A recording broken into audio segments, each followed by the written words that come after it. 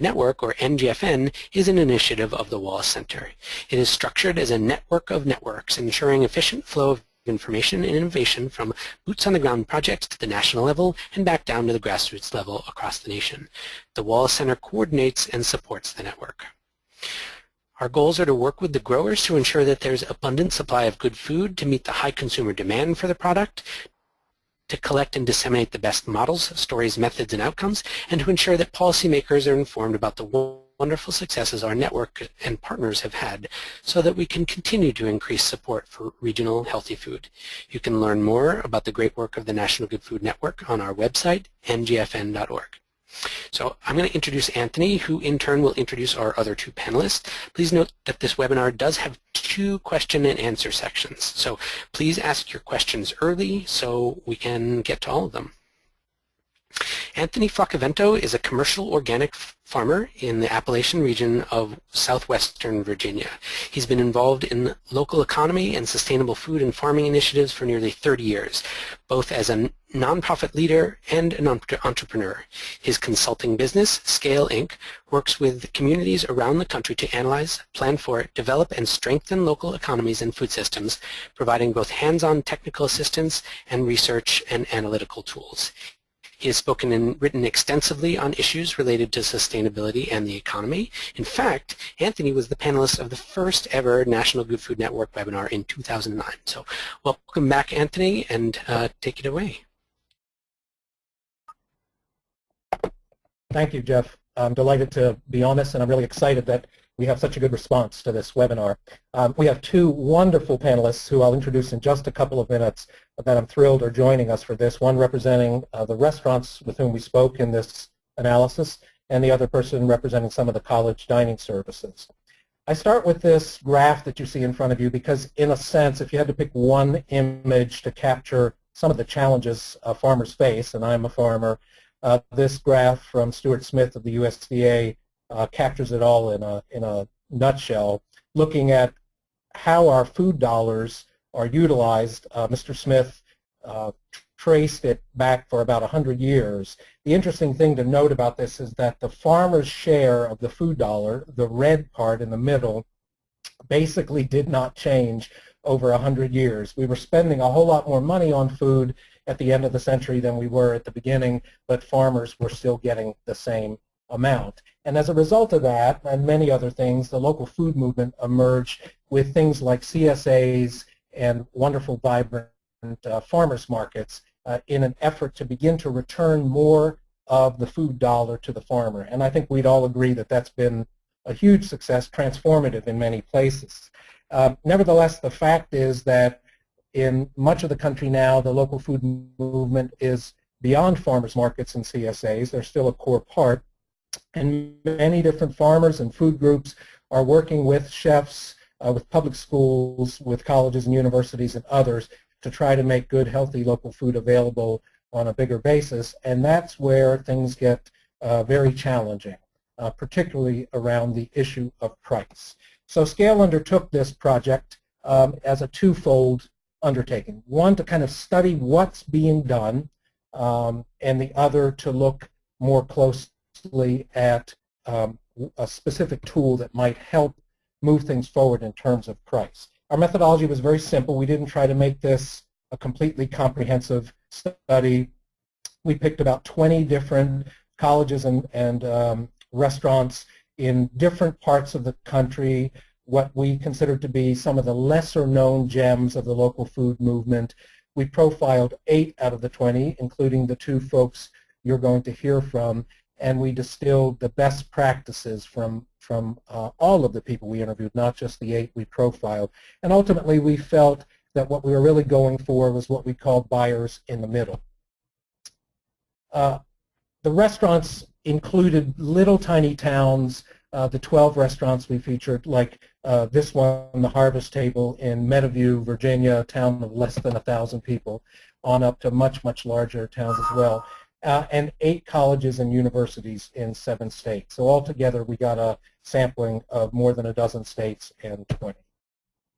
I'd like to now introduce Jack Sundell in Little Rock, Arkansas, who with his wife founded and runs the Root Café. I'm going to ask Jack to just very briefly describe the Root, and then I'm going to introduce our next speaker, and after that we'll get into the best practices. Jack? Thanks, Anthony. The Root Café is a small, independent local foods cafe. We're located in the South Main neighborhood of downtown Little Rock. Our mission is building community through local food. We serve breakfast and lunch Tuesday through Saturday and breakfast all day on Sunday. We've been open for just over 3 years. We have 15 employees and about a combined 80 seats with indoor and outdoor dining. Our lunch menu consists of burgers, bratwurst, sandwiches, soups, and salads. We also offer a full breakfast, locally roasted coffee, Arkansas beer, and specialty sodas.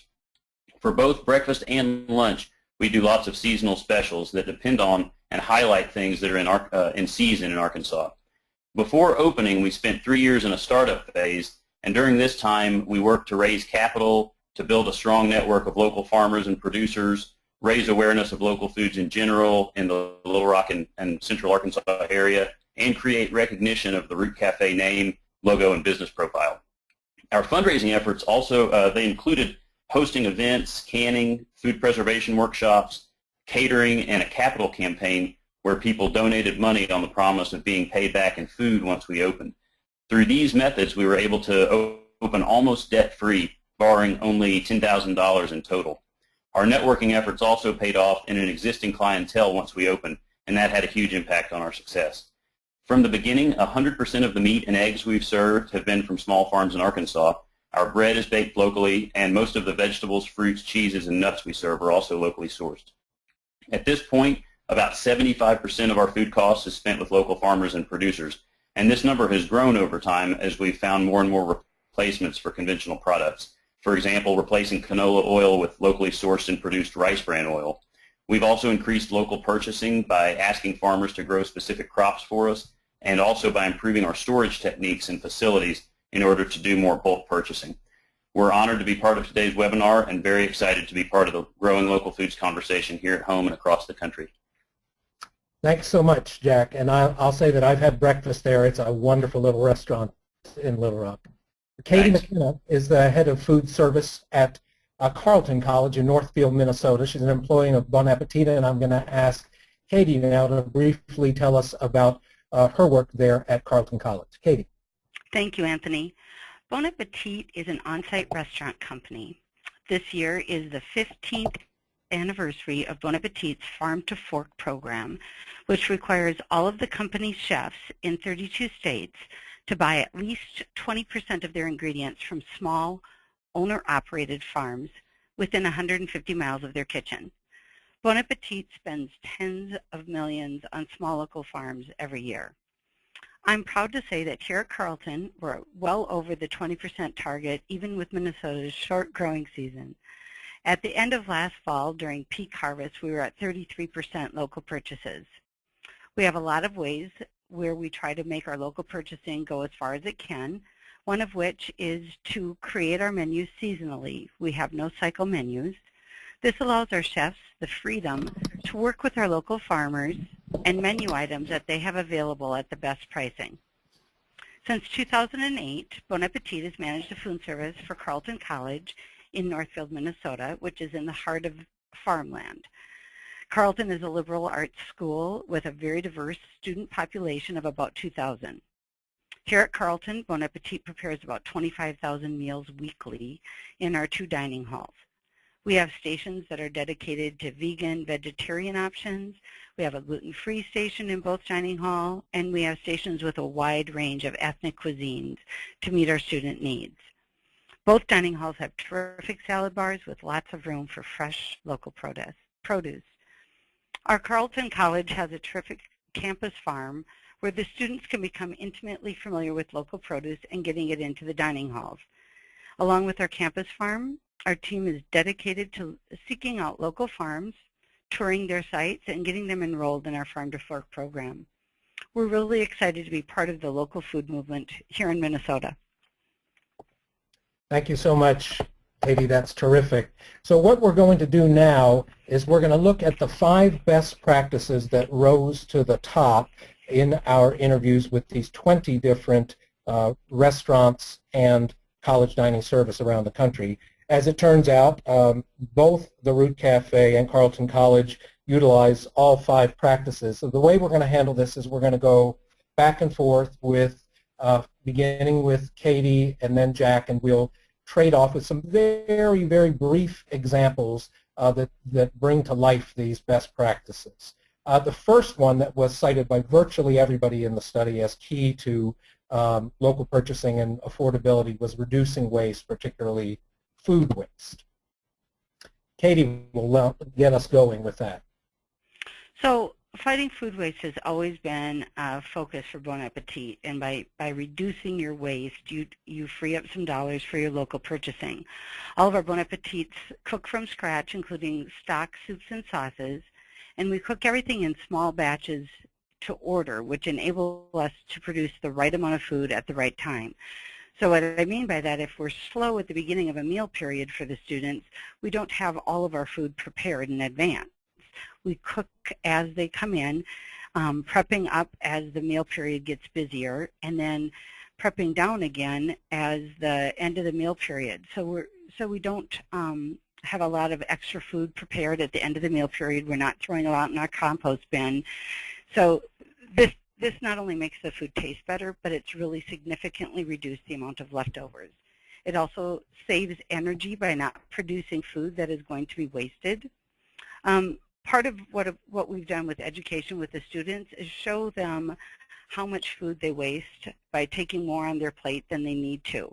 So one of the things that we talk about is take all you want, but eat all you take, so that we're not wasting food. We're an all-you-can-eat dining venue, and so it's kind of a challenge, especially with that freshman 15, for the students to come in and eat with their eyes versus eating what's on their plate. We also have a trayless dining in one of our dining halls, and this helps the students reduce by only taking what they can carry. They can come back for seconds as frequently as they'd like, but we ask them to try to eat everything that's on their plate to help reduce the waste product.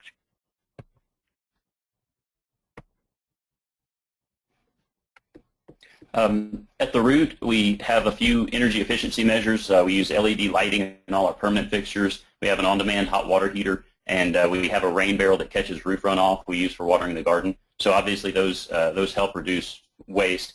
One thing we do is with food is that we try to keep food out of the waste stream, because food in a restaurant can be a significant amount of what goes into the dumpster. We have a farmer who we save food waste for, and he uses it to feed his pigs. And then we also have another, he's an urban farmer, but he collects our coffee grounds and some other compost that the pigs don't want, and he uses it for his compost. So that helps us to rent a smaller dumpster, and that's important because it saves us money. We also reduce waste by being willing to run out of things, and instead of making too much and having some left over, we find it's better to make a little bit less and run out and tell customers we've sold out. They're always very, very understanding when we do that. And Jack, that's what we're seeing at the bottom of this slide. Yes, is your signboard that's saying what you're out of? Right, that's our specials board, and if we run out of something, we just put a little sticker on it that says sold out, and the customers know then that they just need to pick something else. That's great. So thank you both. Katie, say just very quickly, when you do end up with food that you inevitably you will have some that was made and you can't reuse, what do you do with it then?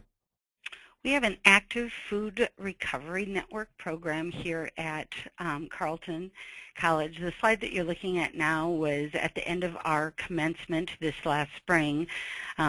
The college provided box lunches for all of the families. Of course, we didn't have a head count of how many people were going to be there. So we had it set up in advance that someone would be able to take any leftover boxes and bring them to the local food shelf. We also, the picture on the right shows the way we broke down any leftovers and any products that they chose not to eat. For example, any hand fruit that was in their box lunch, we could collect those and bring those to the food shelf as well. Great, great. That's wonderful. And we all know that that's a big goal of the local food movement is not just to have profitable local food businesses, but to do a better job serving those in need. The second best practice, which was, again, very common, somewhere around 75% of those responded, was in one form or another, with meats as well as with produce, making use of every little bit. And we'll ask Jack to get us started with how he does that at the Root. Well, that's a photo you're seeing now of our curry chicken salad sandwich, and I consider our chicken salad to be a really great example of how we strive to use all the parts of what we get. We buy whole chickens from Falling Sky Farm in Marshall, Arkansas, and the first thing that we do is we use it to make chicken salad, because when you're paying $15 to $18 for a chicken, there's no way that you can serve a chicken breast sandwich, for example, and be profitable. So we instead make chicken salad, which allows us to use some other really great ingredients to bulk up the actual production, and then we sell chicken salad sandwiches. So that lets us get a premium for all the edible parts of the chicken. We also make stock with the leftover parts, the bones and things like that, that don't go into the chicken salad, and we use those for soups and sauces. Another thing that we have started doing recently is that we have started canning more. We've done canning and food preservation, and we are canning our chicken stock now. We find that in the summertime we don't actually sell enough soup to use all of the stock that we're able to make. So we now sell Falling Sky chicken stock through the Arkansas Local Food Network's online farmers market. And so that's another added source of revenue, all going back to the original purchase of the chickens. So that's one way that we've really been able to capitalize on the pieces and parts. Another thing we do is that we make house mayo, and so all the mayo that we serve is made with eggs that we get locally. We use only the egg yolks, though, for mayonnaise, and it leaves us with a lot of egg whites. When we do our Sunday brunch, we usually serve an egg white omelet of some kind, and that lets us use those up instead of just wasting them. Wonderful. Katie, if you would build on that, if there's anything else you want to say about your use of the pieces and parts, and then if you'll describe the Stem to Root program. We do the same thing that Jack does. We use a lot of our ends and pieces for vegetable stock, but we also have a program called Stem to Root. It's a program that trains our chefs to use things like the carrot peels and the herb stems as an integral part of the dish. Stem to Root is a vegetarian vegan food concept. It focuses on using the stalks, peels, rinds, and roots of the traditional just for stock use. We infuse them into the creative dishes, making fresh, clean, full-flavored products. This program brings to focus commonly composted opportunities that we see in our kitchen every day. So things from sage sprigs to lemon zest, watermelon rinds to fennel fronds. There are many potential ingredients that could be utilized to enhance our offerings and diversify our menus, and utilize these real ingredients to the best of our abilities. So the picture that you're seeing here is some of the juices that we've made with our juicer using the ends of beets, and we also include some of the beet greens in there to make a juice that we've been able to serve with, for the students. Wow, so beyond stock, which many of us would think of, you're actually making it into to drinks and other sort of center of plate dishes. Wonderful. Absolutely. That's great. The third best practice was around the area of managing portion size, and folks did that in very different ways, but we're going to have some interesting examples. I just want to note that, part of the challenge of the local food movement and the organic food movement is just that we've basically been supersized as a society over the last generation, and what was a big burger when I was a kid, a quarter pounder, is now like a miniature burger, and the same has happened with drinks and everything else. So this issue of portion size and kind of an expectation that everything is enormous is certainly presents some challenges, and both of our presenters have dealt with that. Right. One thing that at the Root Café that we do, we actually got into accidentally. We were buying used plates, and we happened to clean out this kitchen from the 1950s from the old Lions Club, and they had really small vintage plates. I guess they weren't small at the time, but they're small compared to today's restaurant plates. And we bought 120 of those and started serving our meals on them, and we found that it made our sandwiches and salads look very big, and they're plenty filling, but the thing is that people are really used to getting huge plates with enormous portions on them. And if we used an average-sized restaurant plate now to serve what we serve, I think customers would often think that they were not getting enough to eat, and that might leave them feeling hungry even though they've had enough. For our burger, we do a third-pound burger, 5.3 ounces, and to me, and I think to most people, that's a plenty filling meal. We serve it with a side salad. I find that most restaurants in the Little Rock restaurant market that do burgers, specialty burgers, or any kind of fancy burger are serving a 7-ounce or even a half-pound patty, and that's really an enormous meal. And when I get a burger that size, I find that I can't finish it. So we have chosen to go with that smaller burger and then make it more interesting by using a really high-quality bun. We use locally grown spring mix. We serve grilled onions, dill pickles, our house mayo, and we find that it still provides a really flavorful and filling experience. We've never really had any pushback, I don't think, from customers on supersizing our burger. Occasionally, we've had people who have gotten a double burger, and that's a real whopper. I mean, that's 2/3 of a pound, and that's usually some big people who get that. The last thing we do is we've started making beverages to order, or specialty beverages, rather than putting them out on the counter and offering free refills on them, and that lets us manage portion control, and it gives us a higher profit margin on those. And here's just another example of that smaller plate, which again would have been a normal plate a generation ago, with one of the very creative salads they have. And you can see the salad really fills that plate beautifully. Katie, tell us a little bit about how you all manage it.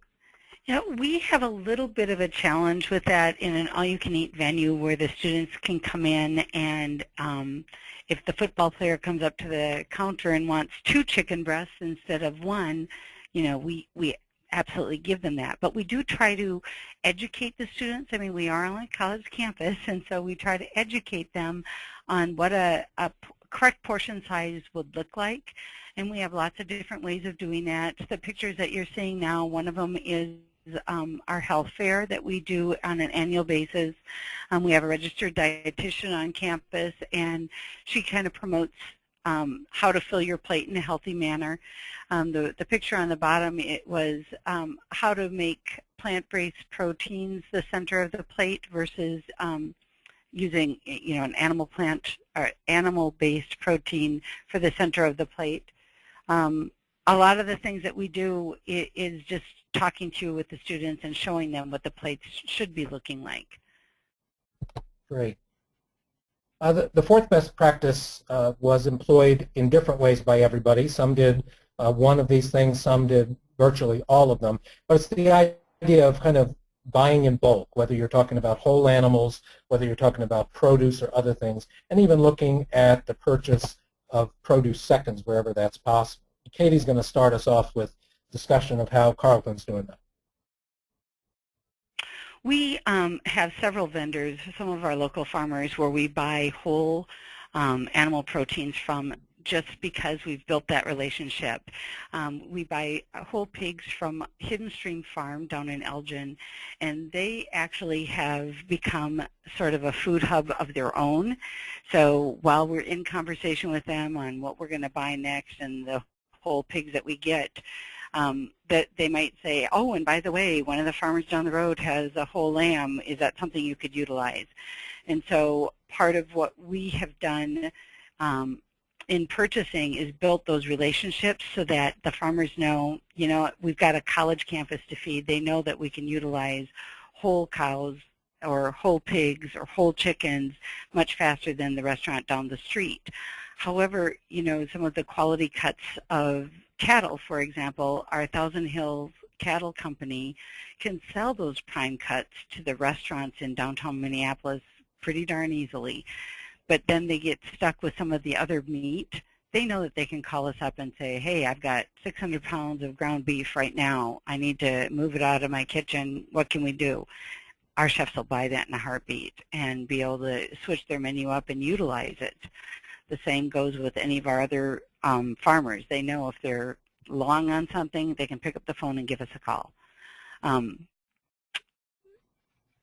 And talk about how you do that in terms of produce as well, Katie. Well, we have a lot of our local farmers have CSAs. They also sell at farmer market, and when they're selling at for those venues, they're selling their first run tomatoes, for example.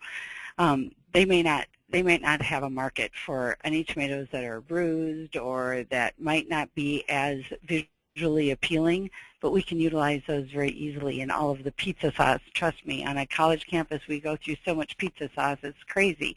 We can easily utilize those seconds and thirds even for soups and sauces, cutting them up on the salad bar, and you'll never know that, because the flavor is so vibrant. You'll never know that they didn't look as beautiful as the others. The same is true with, our local farmers if they're long on carrots, for example. Last year we had a farmer call us up and they had 400 pounds of carrots they needed to use right away. They didn't have room for it anymore. We were easily able to take those and utilize those in multiple ways throughout the dining halls. So I think part of it is building the relationship with the farmers, that they know what you can take, what you're willing to take, and they help us with pricing when we're helping them take something that they're long on. It's another way that we can keep our budget down because the farmers work with us on those things.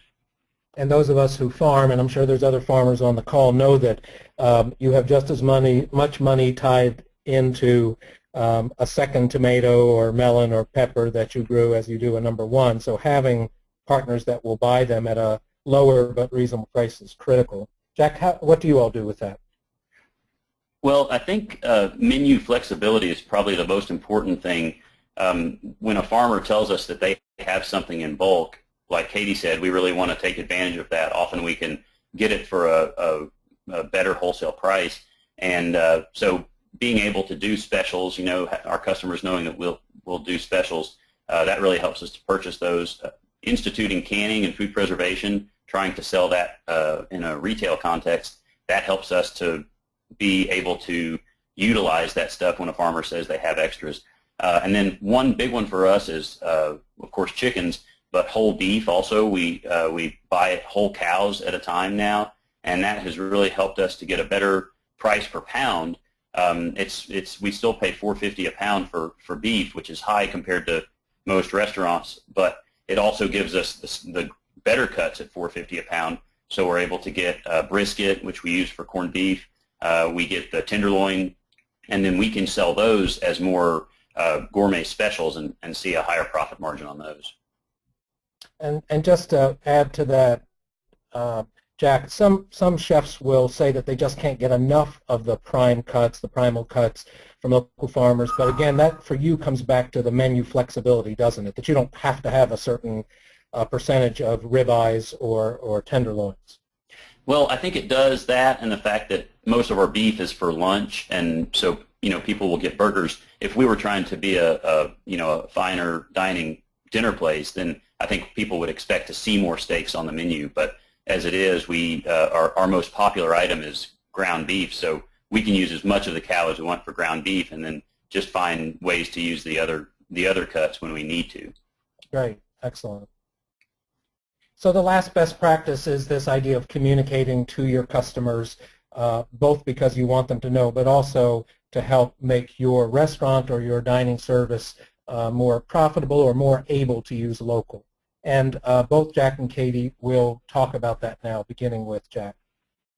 Right. I think this is really, really crucial as the local food movement gains traction, especially in places like Arkansas. It's really important to educate consumers about why local food is better. So we try to do that through our mission, building community through local food. We always try to be sure to mention that's what we're doing. We do farmer highlights in our newsletter. We have in-store features, which you can see in this slide here. We sell Arkansas pot holders. We have a farm book that lets customers know where the farms are and gives them a little bio, and then a map of Arkansas that customers can look at to see where in the state their meal might be coming from. And we also use table cards. This is what someone takes to their table so we can find them with their food, but it gives them a little reading material. What we find, these practices tend to really increase customer loyalty. People who understand local foods, they really will seek places out that are striving to use more local foods. And so that makes us one of the first places that people think about in Little Rock when they think about local foods. We've found, and this has been more recent, I think, in our 3 years, but this branding has also really helped to make us kind of an attraction in the city for out-of-towners. You know, if you visit another city, you want to get a real taste of what that city is like, and because we really focus on local foods, that makes us a place that can offer a Little Rock experience. The 3-year startup phase that we did, that really enabled us to hit the ground running as far as our clientele. Instead of spending that costly 3 months or 6 months trying to let people know that we were there, we were able to just jump right in and have really busy days right away. And then finally, we've built a more reliable and better quality supply chain, and that's really been crucial for us. At first, we were driving sometimes to get beef at the last minute, and now we have that set up where we've got a farmer who's got cows reserved for us a year ahead of time. So doing things like that, it just helps to reduce procurement time, eases ordering, gives us more opportunities for bulk purchasing, and then reducing prices overall. So you've got a more reliable supply chain in large part because your farmers perceive you as a very reliable customer. It's very much a mutual thing. Great. Katie, tell us how you all tell the story there. Well, we really do love talking with all of our local farmers. I mean, we really have built relationships with all of them to the point where we want to share that with the students and with the community here at Carlton. The photos that you're looking at right now on the left, you can see was our Carlton Farm Bike Tour, where we set up tours of 7 local farms where the students they'd start off with a map, they'd go to the farm, the farmers were able to interact with the students, meet them, tell them their story themselves, and let them taste some of their fresh produce. And then we all gathered back at one of the farms at Seeds Farm and had a meal together with the farmers and the students, and it was a great way to interact with the farmers. One of the other things that Bon Appetit does is our Eat Local Challenge every fall. The chefs in all of our locations are challenged to make a meal that is 100% local, and that meal, the only exception being salt and seafood. Of course, here in Minnesota, it's pretty hard to get local seafood. But we celebrate that by highlighting all of our local farms. We put their name and their stories right next to the product that they're doing, and we invite the local farmers to come into the dining halls to be with their food, help sample the food with us, and tell their stories directly to the students. Another thing that we've done is dinners with our farmers. We invite them to the dining halls. The students are able to come and sit down at the table with them, break bread, hear their stories, ask their questions, find out what works for them, what doesn't work for them. And I think part of that relationship building is what helps us be more of a partnership than just a vendor and retailer relationship. This fall, for example, we're sponsoring a summit with the students, kind of talking about food justice, but the farmers will be coming and sharing their story and how they got started as well. And so I think what Jack and Katie have both given us a number of very creative examples of how they tell that story.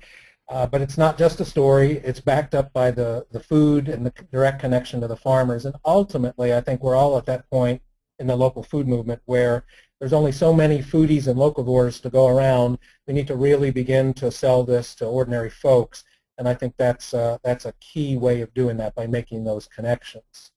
So we've completed the first segment here, talking about the best practices, a mad dash through the heart of the study, and this is a period we have about 8 to 10 minutes. If there's anybody that wants to type and send a question in, this would be the time to ask the question of Jack or of Katie or myself. Right, and there are lots of fantastic questions that are already in. This is Jeff again. Jack and Katie, you're both buying food directly from farmers. Do either of you use any intermediary, a food hub or other intermediary? Yes, Katie, we do. you want to go ahead? We use a local produce house, and the way that we know that we're still getting the local from them is they itemize this on the invoices for us. So we know what farms the carrots are coming from today versus each of the farmers having to figure out their own distribution. So it's a type of food hub that we utilize, but we still are able to, brag about these carrots came from, so-and-so's farm versus it being anonymous. And for the Root, we don't have any kind of food hub here in Central Arkansas that we purchase through. It's one of the things that our local food scene is most in need of, I think, some kind of aggregation center. But what that means for us is that we spend a lot more time ordering. I have probably 20 to 25 calls that I make through the week to make sure that we have the food we need. And some of those things are just calling one place to get coffee or one farmer just to get beef or tomatoes. So it means that there's a lot more ordering piecemeal to bring things together. Right. Okay, well, someone in Little Rock, step up. Let's make a food hub. There's a lot of interest here around the mechanics of buying a whole animal. Who does the processing? If it's done within your business or operation, how do you justify the added labor costs, etc.? So, Katie, you want to take this, and then Jack? Sure. We have a local butcher that we use that is certified with our local beef vendor, for example. So when we get the cow and the beef from them, it's already been processed, so to speak. We have a local chicken vendor, however, that doesn't have that piece, and so there is a little bit more handling with chicken, buying whole chicken versus buying just chicken wings. I'm feeding college students. They love their wings and things, and there's only 2 wings on every chicken as far as I know. So it is a little bit more of a challenge, and part of that is the education with the students that they need to eat the whole bird. But we do manage to process that. I mean, the chefs are pretty astute at being able to cut up a chicken fairly quickly. It was one of our Cooking 101 classes showing the students how to do it as well. And for the Root, we get a whole cow at a time, and we have, at first we were just kind of ordering local beef retail, the kind of cuts that farmers would sell retail, and paying higher prices. As we got the procurement in line, we had the arrangement with a local farmer. He takes it to the processor that's about an hour away from him, and we have it processed to our specifications. They know how we like to get the beef, and then the farmer picks it up from the processor, delivers it to us, and it's it's in the size packages we need. It's cut into the pieces that we need, and that makes it really easy for us. We grind it in-house, so that does add some labor time, but we've found that as we've learned to work with the meat that we're getting, it allows us to have more control over the end product, and we really like that. We think it lets us serve a better burger. Jack, you talked about your brilliance of selling your extra stock retail, essentially. Did you have to take any steps to sell value-added product not intended to be served in the restaurant? No, because we have a commercial kitchen, we're doing the processing in that commercial kitchen, and then the online farmers market, the Arkansas Local Food Network, they host an online farmers market, and it is considered a farmers market. So there are some cottage industry laws in Arkansas that allow those things to be sold at a farmers market. I'm not 100% sure about wholesaling, like if we sold it to another store, but I know as long as it's a farmer's market, we're able to sell those things. Jack, do you also sell some directly at the counter there in the restaurant? We do, yeah. We just recently made a beautiful display. We've got a shelf that's right next to the register where we put all of the finished canned goods.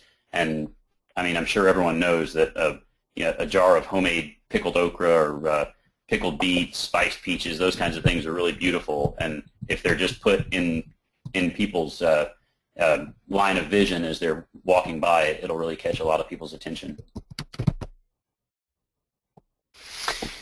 Katie, does Bon Appetit track the ordering process? So, for instance, you might not buy local because either product wasn't available or the price was too high, that sort of thing. What sort of tracking on an item-by-item level does Bon Appetit do? Well, we have an internal tracking system that tracks our farm to fork. I mentioned earlier that all of our chefs are required to purchase at least 20% of our ingredients locally, and here at Carlton we're much higher than that, but we do have an internal auditing process that they go through to make sure that we are purchasing not just locally but from certified farm to fork vendors.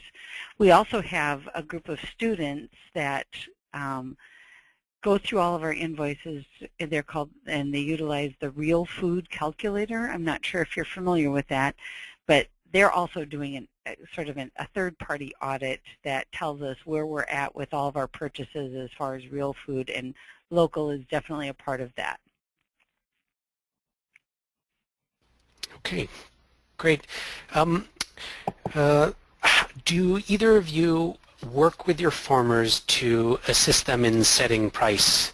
I'm thinking Jack has more direct contact with the farmers and maybe working with farmers who are more used to selling direct to consumers and less used to wholesale market. Is there any what I would call value chain transparency back towards the farmers to educate them on pricing? Well, we're very transparent about it with, I mean, certainly with the farmers. We try to be clear about, you know, where our food cost, what the percentage is of our sales price, and you know, I think they understand pretty well all the other expenditures that go into running a restaurant. So they, you know, they're not surprised if they see us turning around and selling something for a lot more than we bought it for. But one place that we've seen a lot of kind of needing to set prices with smaller farmers here. We have a lot of new farmers that are just getting into farming, and they're interested in scaling up, but not doing it for a living, and you know, growing some crops for the first time. And so someone will approach us and say, I've got 5 pounds of eggplant, or I've got 10 pounds of okra, and you know, at that point they usually sell things by the unit at farmers markets, but we prefer to pay a per pound price. So we often have to figure out, well, if you're selling it in this unit at the farmer's market, how much does it weigh? And, you know, and kind of discuss at that point where to get the price. And then with our beef pricing, we've had a lot of back and forth about that, trying to figure out what is, you know, what's possible for the farmers to sell it for, you know, how much we can really afford to pay. I mean, there really is a limit. There would be a point where if it cost a certain amount, we wouldn't be able to sell the burger for what we're selling it for and make any profit. So we've made that really clear with the farm that we buy beef from, and they've been really understanding. And then in turn, when they tell us, well, all of our costs have gone up and we have to raise the price, we try to be understanding as well. Mm-hmm. Okay. Katie, there are a few questions about staff training and staff turnover. There was a note here from one of the attendees who said, you know, you're being more demanding on your chefs, which might make it harder to retain them. Moreover, you are asking them to really sort of subscribe to the Bon Appetit philosophy. How do you deal with training to make sure people are on board, and how do you deal with staff retention? We honestly don't have very high turnover here at Carlton College. I think part of the aspect that you have to remember is with a college academic year, you do have some lag times. You have times where the students aren't on campus, where you have some shutdown time, which is a huge advantage for a lot of people with families. And so a lot of the people that are working here for Bon Appetit appreciate that kind of schedule, and they don't mind doing the creative food because they can taste the difference. They know the difference between the quality of beef that we're getting from a local farmer compared to what we would get from a broadliner. And the same is true with all the vegetables. I mean, we can taste our chicken side by side, and you can taste the flavor. And so I think there's a sense of pride in what our chefs do that really outweighs the extra effort that goes into creating some of the local food. Great. And Katie, let me stick with you. What are your food safety requirements for food in general, local food, but food in general? Or maybe they're different for local food. We have a certification program. I mentioned our Farm to Fork program, and it's not so overwhelming that a small local farmer can't get through it, but we do have pretty strict guidelines that they have to follow, and they have to meet that criteria in order for us to be able to purchase from them in our Farm to Fork program. And so part of that certification is we go out and we tour those farms and we check and make sure that they're walking the talk and they're doing what they're saying they're doing. And if they don't meet the certification process, we can't utilize them, especially when we're serving the student body as we are. The one farm that we are in touch with all the time is the student farm, and so that farm is right under our nose. We get to watch that and monitor all the safety regulations pretty clearly there. Okay, thanks. Anthony, you want to introduce the local foods cost calculator?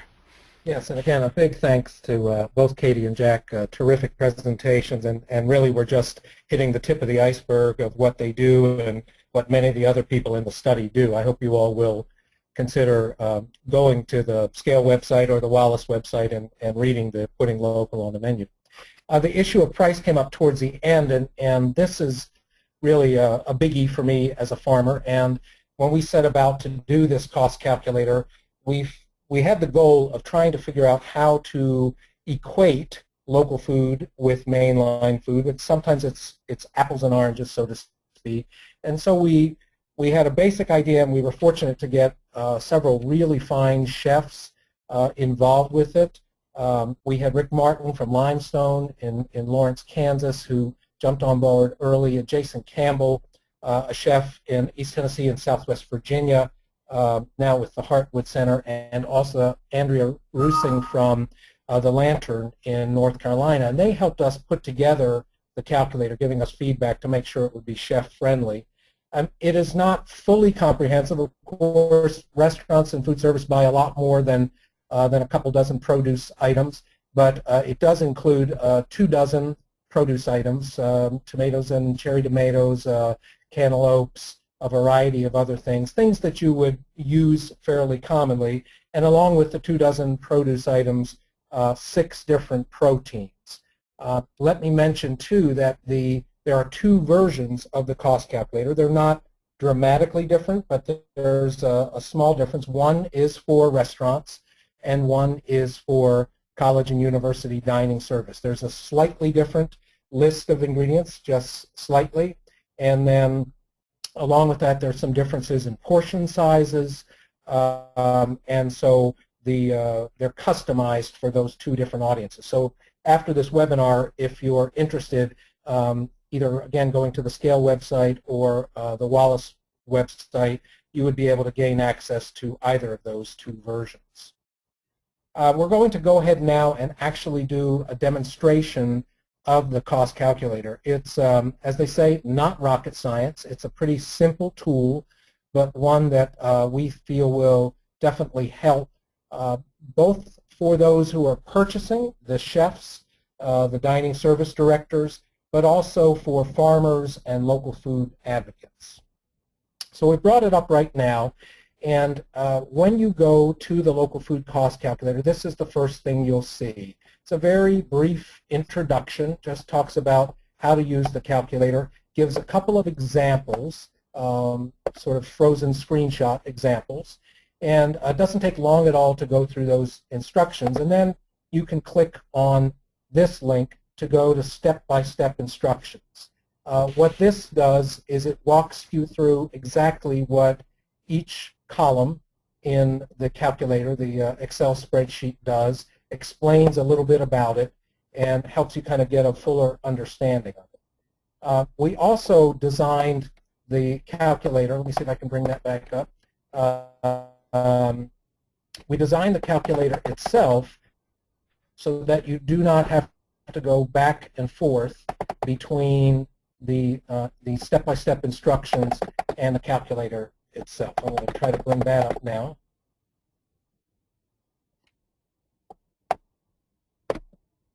I felt that we needed some dead time on this because it was just going altogether too smoothly. So here's our obligatory dead air time.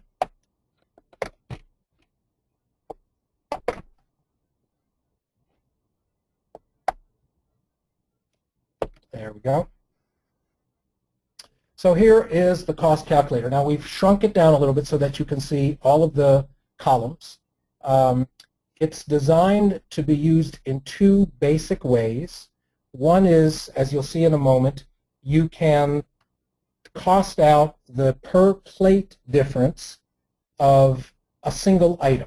Let's say you love local asparagus or spinach or strawberries, and that's as far as you're willing to go at this point. You can then find out just what the cost difference is if you were to buy those items locally versus from your mainline distributor. But you can also use it to actually cost out your entire meal. So whether it's a lunch or a supper entree, you can enter any or all of the ingredients, and the calculator will sum them all and tell you exactly what you're going to spend more if you buy locally. So the columns, just so you look, the first one are the more or less industry standards for a case weight. Now these will vary. There's a lot of options that chefs and dining service have, but we put in the standard weight. So you'll see in the first column, the green column, 5 pounds of asparagus. The second column converts that case weight to ounces. So if you were to get a different size case than that for some reason, if your standard is 10 pounds or 6 pounds, you simply change the weight in the first column, and it converts, as you see there, 5 pounds to 80 ounces. It'll make that change. The third column is what is called the APEP, and this is one of the things that came up in conversations with several chefs. So when you buy a box of broccoli, when you buy a case of tomatoes, you don't get to use 100% of that. Even if it's top quality, there's going to be some trimming, maybe some peeling, perhaps some coring, but some of it will be waste. Now we've already heard great stories from both Jack and Katie about how you can turn that waste into very usable product, whether as smoothies or as side dishes or even for stock. But even at this point, the calculator doesn't give credit for that. It just assumes that it's going to waste. So if you look at the first item there, the asparagus, it says that out of 80 ounces, about 68 ounces is going to be, or a little more than 80%, is going to be usable. The fourth column tells you, the fourth and fifth are two of the columns that you must enter in figures. So the fourth column is the so-called conventional price. This means whether it's a local distributor or U.S. Foods or Cisco, this is where you would enter the case price for the conventional or broadline distributor. We'll do that in just a moment. Then the very next column brings you, and this is what your local equivalent price is for the same item in the same quantity. Once you've entered those two, this will calculate the per ounce cost difference. And let's go ahead and enter a little something to show that. So for asparagus, we'll use the very first item at the top. We'll say that the broadline cost for a 5-pound case of asparagus was $15, and the local farmer wanted $4 a pound, and so the broadline cost for the asparagus, or the local cost for the asparagus, was $20. Now what the calculator has done is in this column it has shown the cost difference per ounce, 7 cents, which will later be rounded. You can see it there, 0.07. It's a 7-cent difference per ounce between the local and the broadline at that price. If If you move over one more now, this next column we have embedded, again, through many, many discussions with chefs and food service people, a fairly standard portion size. Now, of course, that can vary, but in this case, we're looking at about 5 or so spears, medium spears of asparagus, about 2 ounces. And so the portion size we have there is 2 ounces. Let me note that you can change that. The green columns can be changed. So if your standard asparagus portion size is 3 ounces, well, you can shift that. But the default is 2, and every one of the items has a default amount. Then it goes and says, okay, if it's 7 cents more per ounce, what's the difference per plate? And for 2 ounces, of course, that would be 0.147, and then ultimately you see this column here, 15 cents more for that asparagus.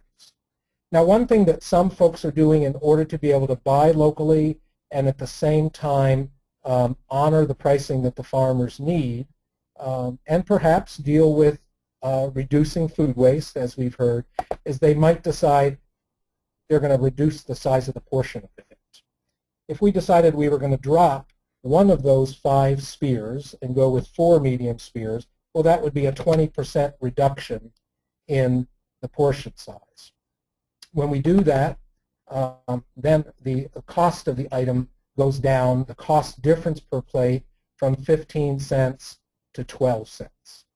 So this is how the calculator is used. Again, a very simple tool, but an interesting thing is it shows that sometimes what seems to be a pretty substantial difference on the surface when the farmer is pulling up to the back of the restaurant, in fact, is perhaps not as much as you thought. Let's get out of the asparagus and let's go ahead and try another example of tomatoes. Tomatoes are, of course, one of the favorite items for local foods because the taste difference is so spectacular. And I was just looking at recent prices from U.S. foods, and somewhere between $18 and $24 is right now a reasonable price that you'll find from mainline distributors for tomatoes. Now, a local farmer, perhaps a local organic farmer, might be looking for a good bit more than that. A 20-pound case of tomatoes, they may be looking to get closer to $30 or $1.50 a pound for that 20-pound box. Now, again, as I know from experience talking to many chefs, you'll often hear, now wait a minute, I'm only paying $18 a box and you want $30. Goodness, that's practically double. I can't double the cost of my menu items. You know, you've got to come down.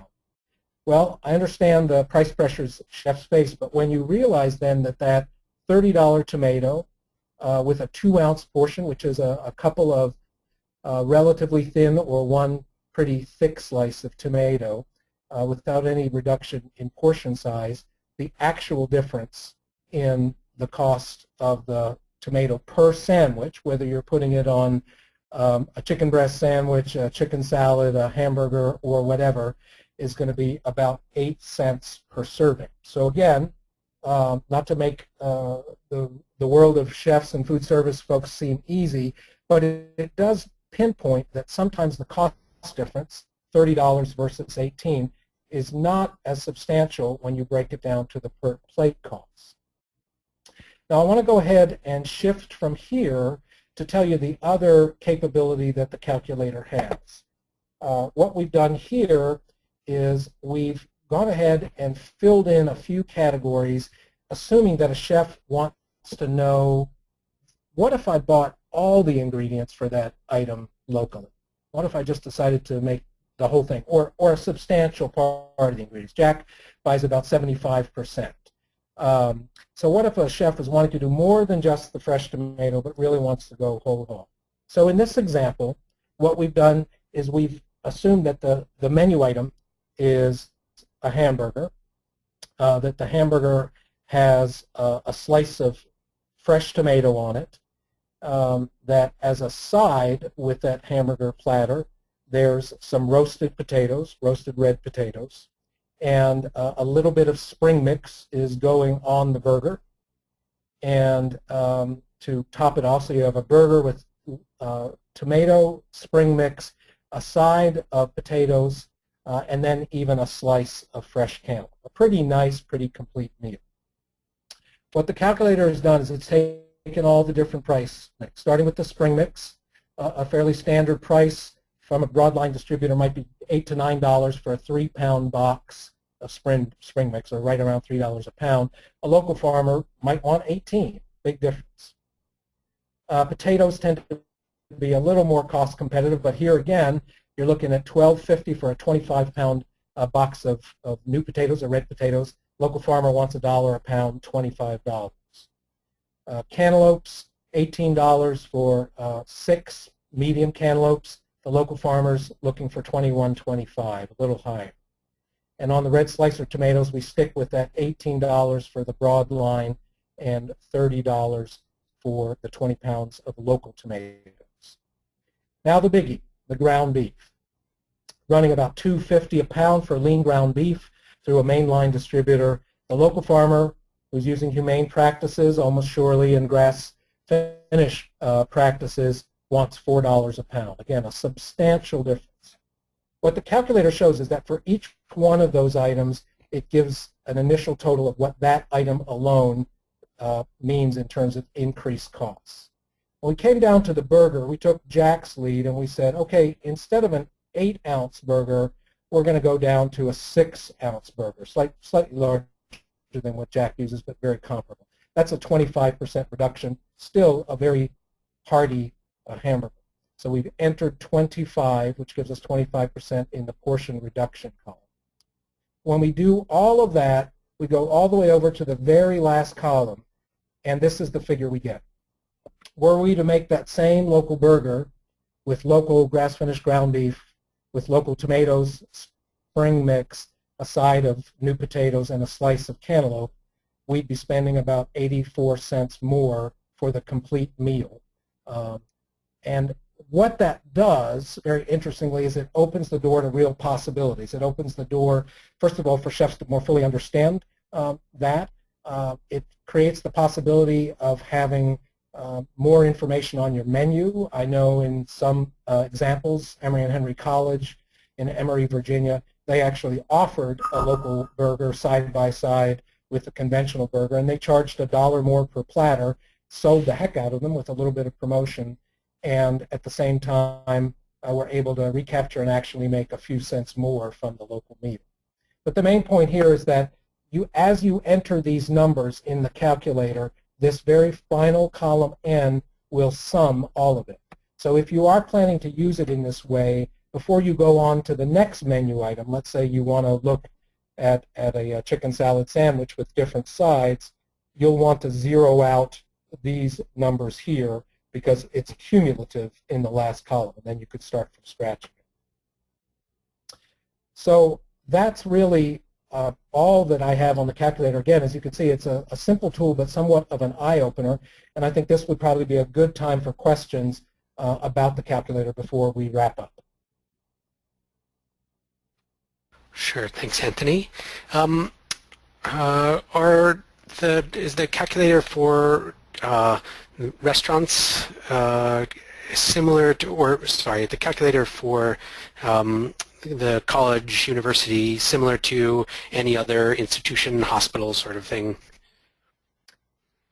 Well, when we undertook this project, we sort of scanned the field, talked to colleagues, send the word out that we were thinking of doing this, and trying to find whether or not there was already a tool like this out there. And there's certainly many, many different types of calculators, but we were unable to find a calculator that did the fundamental things that this one did, which was to convert from case pricing to ounce pricing, first of all, then to equate that with typical portion sizes, and then to go ahead and offer you the option of shifting that portion size as well, the portion reduction, column K, to give you a total.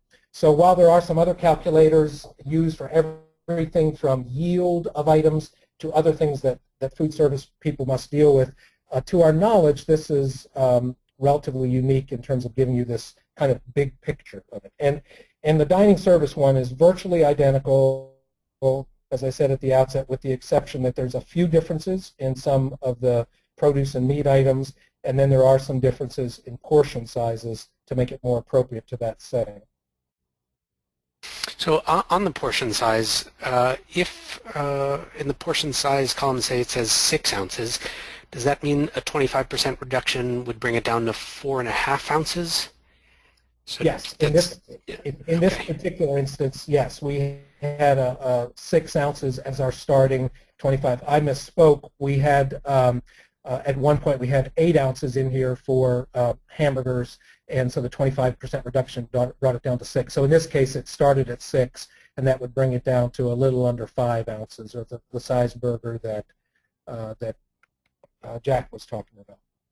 Incidentally, without that portion reduction, the difference in the plate cost when I did the calculation was about 95 cents. So if you didn't want to reduce the size of the meat part of the entree, it still was under $1, the difference in size in total costs.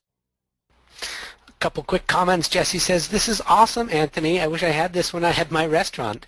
And Sabrina says, "This would be a great tool for consumers also, with just a little bit of tweaking, something to consider." There are several questions about the availability of it. People are asking if it's free, and it is. Is it prominently displayed on the SCALE website? It is. If you go to the SCALE website, which I think was perhaps in the opening slide, but it is www.ruralscale.com. If you go to the SCALE website, the first thing that pops up is an image actually of Jason Campbell, one of the chefs that worked with us. And when you scroll down there, you'll very quickly see links to both the study and to the calculator, 2 separate links. That's also on the SCALE website under our resources section. Let me say too, Jeff, that this tool, because it's downloadable, not only is it free, but we would be thrilled if people take this and take it to their local food scene back home, whether it's restaurant-based, dining services, whether it's a nonprofit advocating on behalf of farmers for more local purchasing. We want this to be moved as widely as possible. Great. Good. You mentioned that the calculator opens up possibilities for chefs. Are you thinking about for dialogue, for communication with end consumers like the college students? What did you mean by opens up possibilities? Two ways that occur to me, and I think there's many more. One is for the chefs to dialogue with farmers. One of the questions earlier that I think Jack addressed was this issue of, do you sit down and talk with farmers about price? And oftentimes, again, it's sort of 2 different planets. Whether it's a new farmer or an experienced farmer, it's a tough conversation to have. Armed with the cost calculator, whether it's the farmer or the chef, you can get much more quickly to the point of, well, what will this really cost me?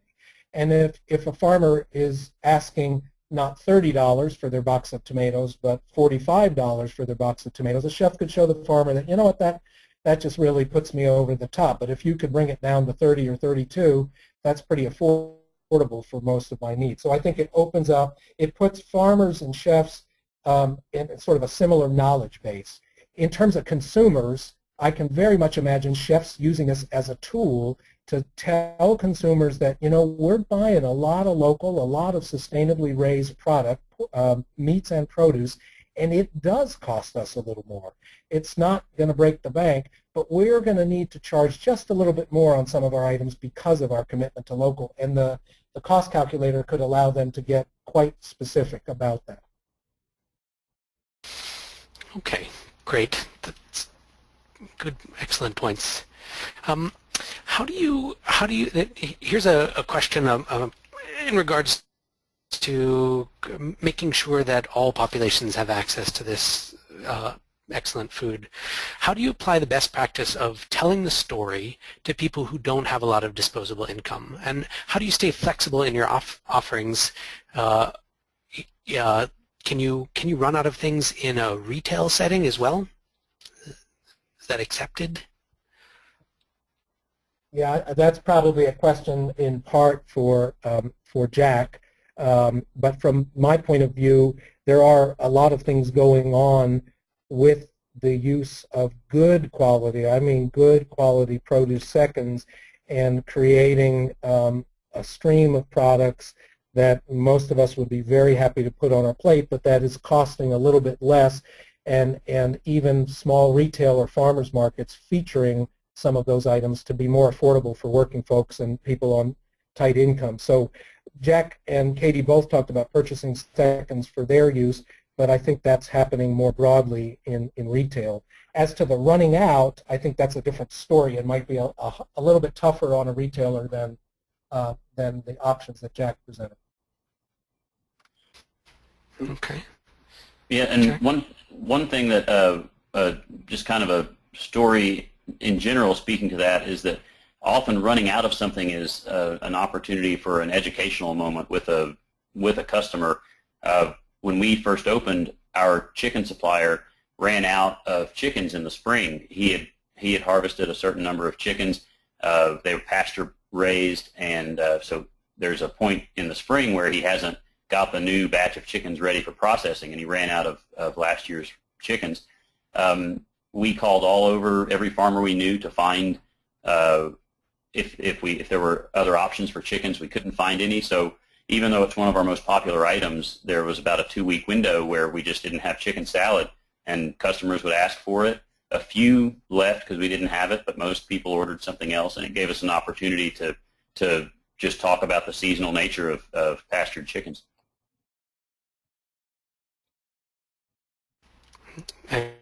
Excellent. Excellent point.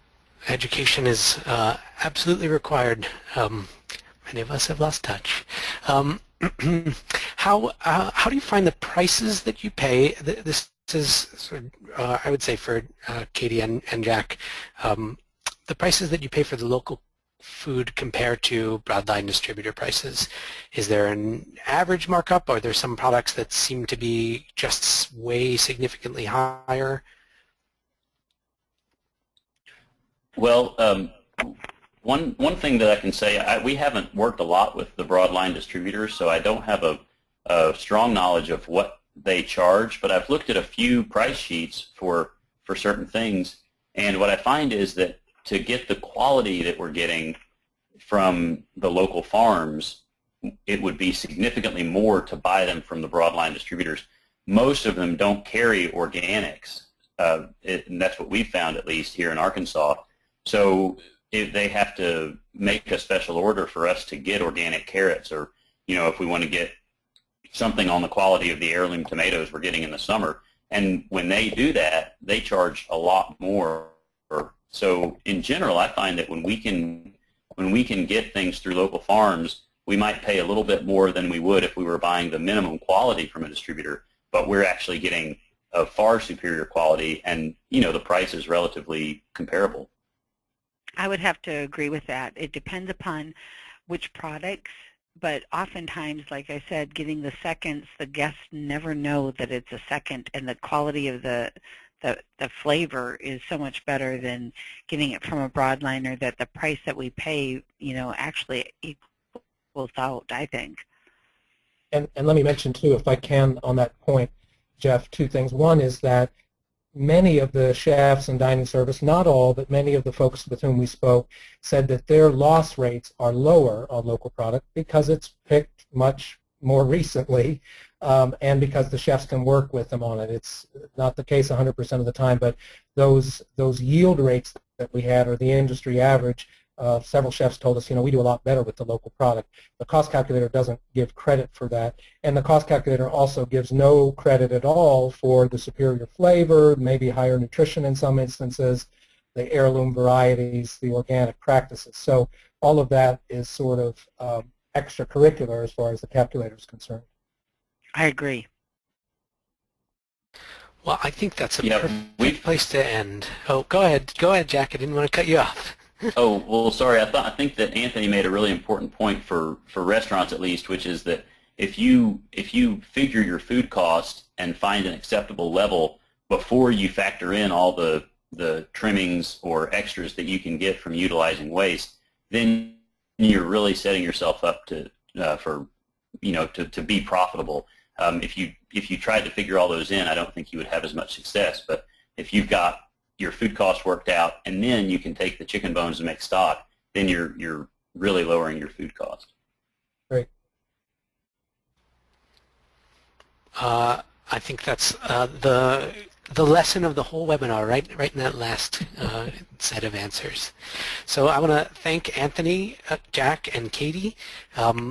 Collecting all of these good techniques as well as this useful tool can inspire you to dive into adding local food into your operation or assist others in doing so, or for those who are already serving some local, some of these ideas might allow you to turn it up a notch or two to reach significant quantities of local served.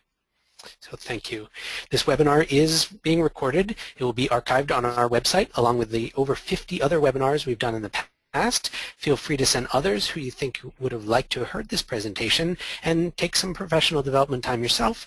We have tons of these excellent archives. ngfn.org/webinars is the place. We will have this up within a few business days. The webinars are organized in their topics, since if you look in the left-hand navigation area, so dig into whatever it is that interests you. We do offer NGFN webinars on the third Thursday of each month at 3:30 p.m. Eastern Time, noon 30 Pacific. Sign-up links are always at ngfn.org/webinars. And no, you didn't lose track of time. This is not the third Thursday. We wanted to squeeze 2 in September, so we shifted 1 early and 1 later. So the 4th Thursday of September, September 25, Farm Credit East, Farm Credit Council, and Morse Marketing Connections will present the results of the 2nd annual Food Hub benchmarking study. Our pilot year last year proved the benchmarking model, and this year we have a few times the number of participants, making it a much stronger study. So please join us to learn how food hubs across the nation are faring. We look at financial and operational benchmarks to enable hubs and those who might invest in hubs to see places where individual hubs are efficient and other places where they might be able to increase efficiency as compared to their peers. Agricultural Marketing Service, who has for years maintained a farmers market directory, has now added an on-farm market directory, a CSA directory, and a food hub directory. If you or people you work with are involved in any of those activities, please visit USDA localfooddirectories.com and have them enter their information. Each directory, for each directory, we have to reach a critical mass before the directory is searchable. These are really an indication of USDA's commitment to local food systems, and our participation encourages their further investment. It doesn't take too long, so please enter your information and encourage others to do so as well. According to the 2013 National Food Hub Survey, the MSU Center for Regional Food Systems, conducted in collaboration with the Wallace Center, on average, food hub managers have between 1 and 5 years of experience across the essential skills of food hub management. Several of the key challenges noted by a significant number of hubs focused on management and staffing issues. As a response, a team of experienced food hub professionals worked with the University of Vermont to create the first higher ed certificate program in the U.S. focused on food hub management. 25 students will have the opportunity to begin the 10-month program in January. Through a blend of hands-on, community-based, online, and on-campus learning, this one-of-a-kind professional certificate program prepares leaders for effective management of food hubs and sustainable food value chains. There are only 25 spaces, so if you're interested, inquire now at learn.uvm.edu/foodhub. And there's my USDA local food directory slide. Hello. You can find us, the NGFN, on YouTube, on Twitter, and our website again is ngfn.org. The Wallace Center is also on Facebook. Come like us. Search for Wallace Center at Winrock International. Again, if you haven't already, sign up for our email updates. There's a link on the ngfn.org homepage, or just let us know in the post-webinar survey, and we'll be sure to sign you up. Contact us anytime. contact@ngfn.org, easy as that. The NGFN would like to thank you for your time today, and once again, let me encourage you to fill out the survey that will open up in your web browser in just a moment. Thank you very much, and this concludes the webinar.